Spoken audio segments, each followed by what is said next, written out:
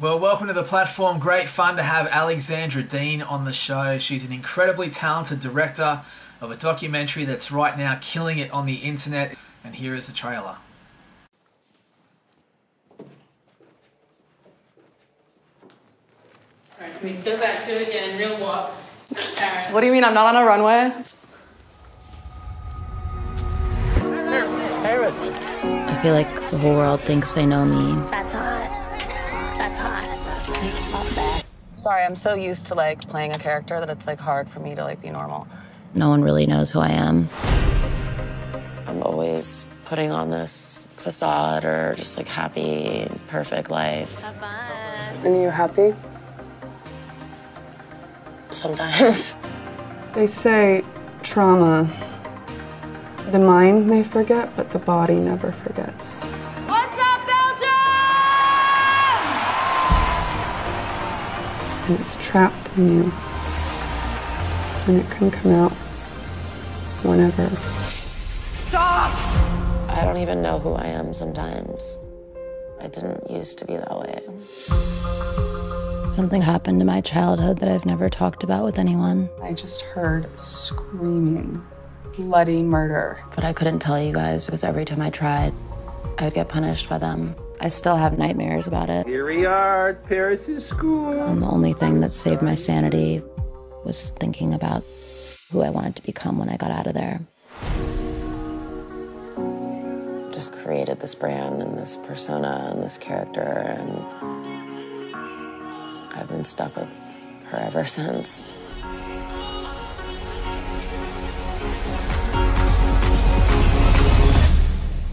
Is that enough? No.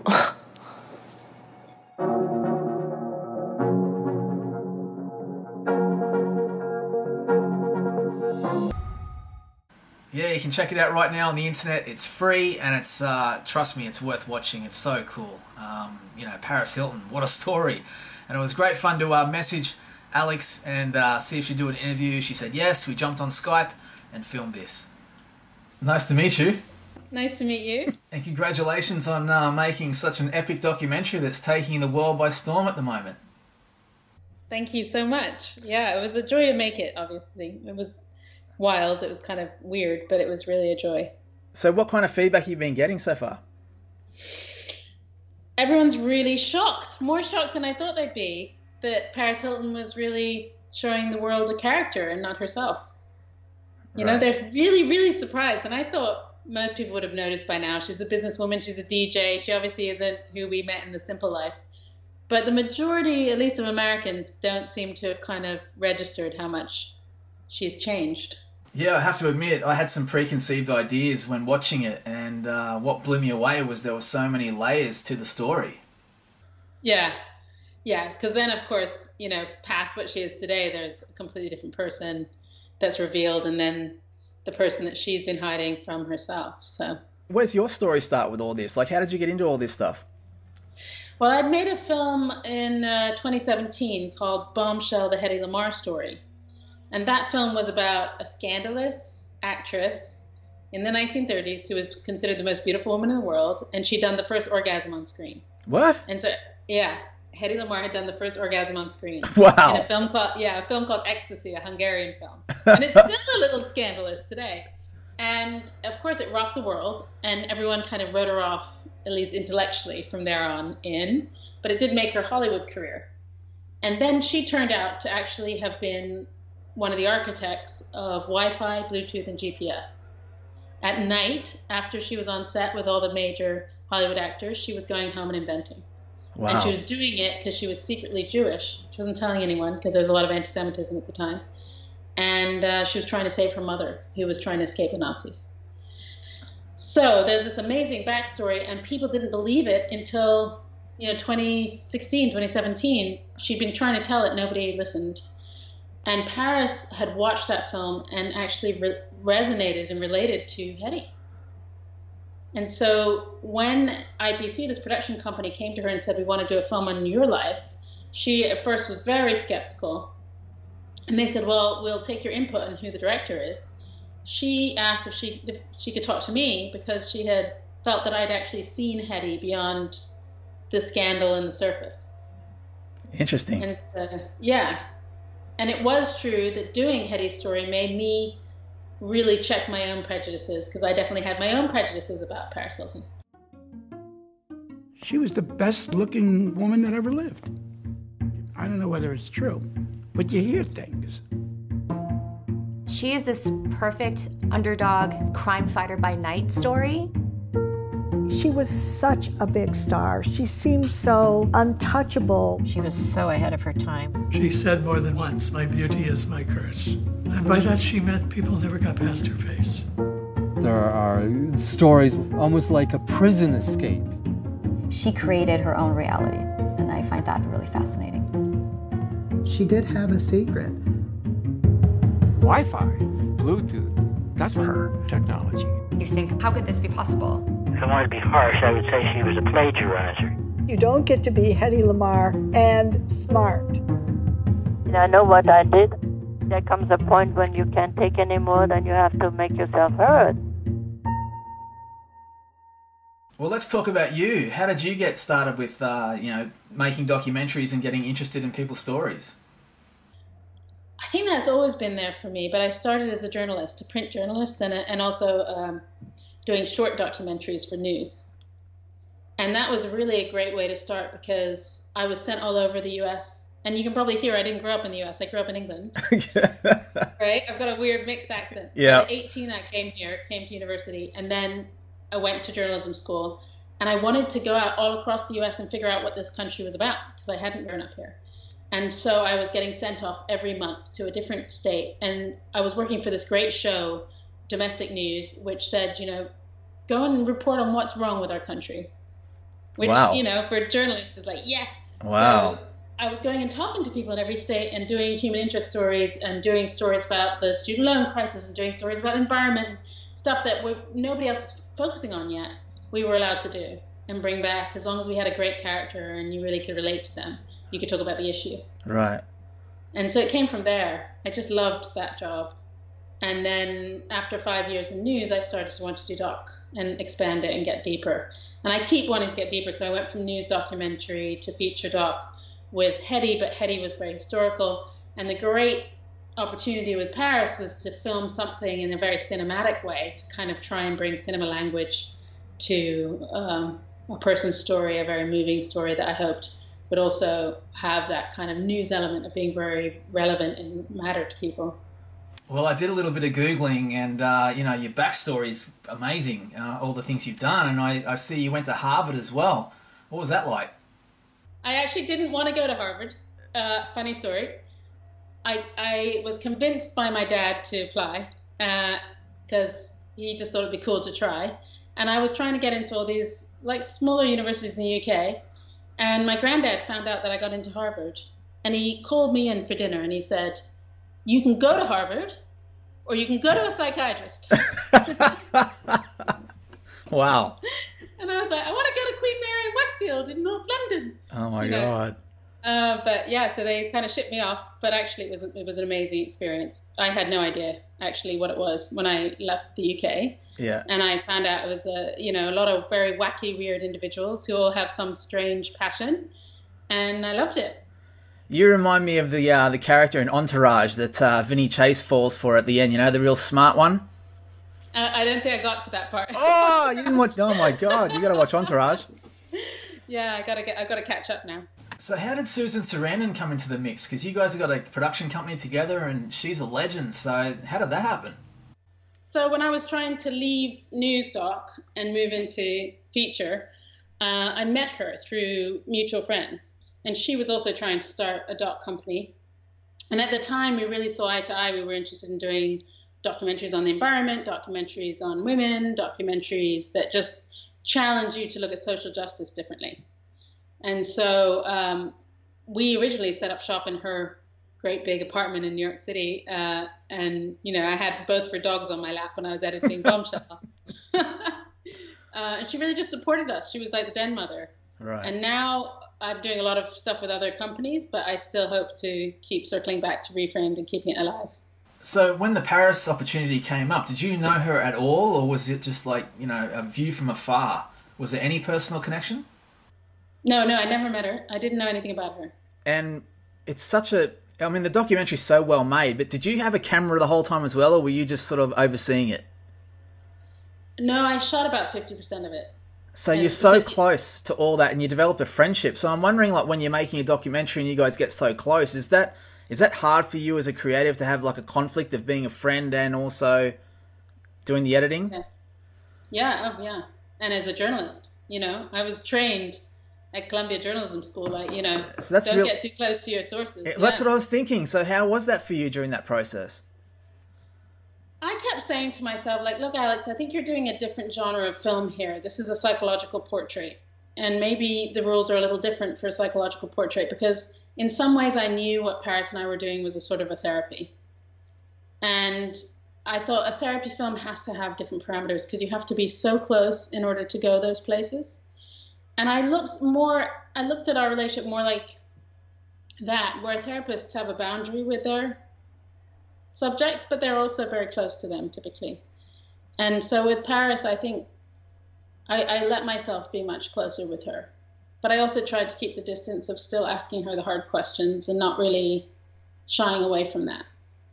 There's two things I want to ask you about in the documentary. One being because you were right there with a camera filming, what was it like with the paparazzi and the amount of intense interest? I mean, most people, if they're honest, would probably dream of being famous at some point and having that kind of, response from people, but it was freaky and scary. I'm just wondering what that was like for you to be there. I had seen it a little with Susan Sarandon as well. I think that being close to Paris and Susan has cured me of ever wanting to be famous. Oh, I think your documentary cured me. I was like, forget that, man. Yeah.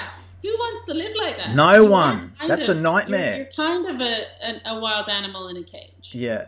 That's what it feels like. And you feel that pacing sense with both women. Although both of them handle it extremely well. I know of lots of celebrities apparently that don't. Right. But they do. They handle it really well. They're very kind to their fans. They never turn anyone away. And I'm in awe of both of them, because the patience required for that day in and day out is Olympian. Yeah. Yeah, that's just a mental torture if you ask me. The other crazy thing that I saw in the doco was the boyfriend having the spin out before Paris is doing the biggest DJ set of her life. And I guess you were right there for that as well. That was filmed by my amazing DP, Arlene Nelson. I've got to give her a huge shout out. There was two of us really doing the majority of the filming. And Arlene is this gorgeous Amazon of a woman, over 6 foot. And she's just got the cool of a cucumber. And she gets in there and she never stops filming. She's amazing. What was that like? Because, the boyfriend's losing it right at that moment where it's so much pressure on her and you were right there filming. That must have been crazy to, be right there for that. Well, the hardest part was knowing that Paris wasn't going to want to use it, and that was really going to be a test of the fact that, I would only make the film if I had creative control. And so I was shaking afterwards, just thinking about this confrontation, because I had to know I would walk away from the film if I couldn't use it. Right. And it wasn't a confrontation in the end. It was a really good discussion. We discussed it a lot. I had to go through it a lot with her psychologically. What does it mean to include it? But Paris is nothing if not extremely brave. She's really bold. And she got to a place where she was like, yeah, just do it. Interesting. I have to admit, after it, I still felt like, and this is just completely from an outsider looking in at just watching a show, that she still, to me, sometimes feels like she's her own worst enemy. Like in the movie doco, people are giving her advice like, hey, if you want happiness, this social media life that you're doing is kind of not going to give it. You don't want to have your boyfriend on a camera type thing. And how much money do you need? She still feels like she's addicted to the moth to the flame thing. Did you feel anything like that, like at the end of it, that she's still setting herself up for disaster? Because that's impossible to live like that. That's right. I really wanted people to think on that watching the film. I didn't want to escape that. I wanted you to walk away wondering how much of a trap it really is. And I think Paris is still left wondering how much of a trap it really is. And I think she's trying to resolve those questions in her life. But you really do see her having to struggle with that, because in order to really escape her brand, she has to walk away from all these lucrative contracts, or at least change them. It's a business. And all of those YouTube influencers and everybody else in the social media stratosphere who's becoming insta-famous, they're all going to get in that trap. You make a brand that's not you, and then that brand is your income. So you have to be this other person or lose your income. What a huge, crazy dichotomy. It's kind of weird with the timing of your documentary, because Netflix have just released The Social Dilemma, which is just killer and going to make a lot of people think about what's going on. And yet your documentary kind of has Paris, who's the queen of that stuff. Yeah. How do you feel about that? That wasn't planned. But is it weird for you, like being, because you're editing all this footage before anyone else sees it and capturing it? Like, do you look at the world in a kind of weird way with what's going on with that kind of stuff as well? Yeah, I think one of the reasons I wanted to make this film is because I saw this whole generation of kids that I felt were getting kind of trapped in this. Starting actually with my generation, you kind of invented it. But then looking at all these younger kids who are sort of obsessed with their image online and maybe spending more time cultivating it than cultivating who they are in person. And so, yeah, did I want to talk about this? Yeah, for sure. I think it's really a crucial conversation. I hope a lot of young people who watch it are starting to go home and really think about it. Yeah, no, definitely. How long did it take you to do all this stuff? Like, what goes into it for you as far as time, from when you first get the opportunity, hey, Paris wants to do something, to when it's screening on YouTube? Like, what time frame and how much work of your life goes into something like this? Paris is almost exactly a year of my life. Wow. Which is very short, very, very intense. Yeah. And I was filming while I was editing. I was going back, editing part of it, going back in the field, filming her. And that's really hard with docu-follow, we call it, where you don't know what's going to happen next. Like, I didn't know Tomorrowland was coming along when I'm back editing the earlier scenes, right? I have no idea that's about to happen. And then I get it in the edit and I'm like, well, what does this have to do with anything else? I'm trying to figure it out. It's a really interesting process, especially when you have a gun to your head and you have a deadline to meet. You got to figure it out, just keep juggling it, keep moving it. And as you put it together, you start realizing all these themes, and then you move it around a bit more, like, oh, maybe the scene in Tomorrowland where she's breaking up with her boyfriend is really about control. And that's the turn it makes. Paris, the next time I talk to her, actually admits it's about nobody's going to control me again. And we cut to her mom, because that's her issue with her mom. It's the control issue, and that's where it all started. Right. We go back again. Yeah.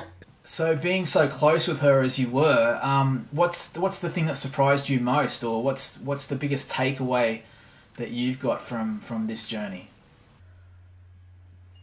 Oh my God, what's my takeaway from my journey with Paris? My biggest takeaway has been to answer a question that I think has niggled at me for years, which is, can people really change? Really, truly change? Or are we always kind of just variations on our original blueprint? It's difficult to do, isn't it? I think most of us want to change, but we find it's hard. It's really freaking hard. Yeah. We are based on a blueprint. We have a genetic blueprint. There's only so much we can do.